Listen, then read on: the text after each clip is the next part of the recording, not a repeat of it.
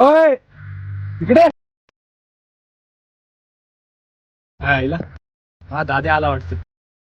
अमरे आलो. काय दादा कसं आहे? आणि बऱ्याच दिवसानंतर आलो. ए हात काढ, माझा शर्ट खराब होईल. काय झालं? आणि तू असं काय बोल राहिलं? अरे मी तुझा मोठा भाऊ आहे. मोठा भाऊ असला म्हणून काय झालं? मी कोणत्या कामासाठी आलो तुला माहितीये का? बोल ना दाद्या, तू कशासाठी आलाय?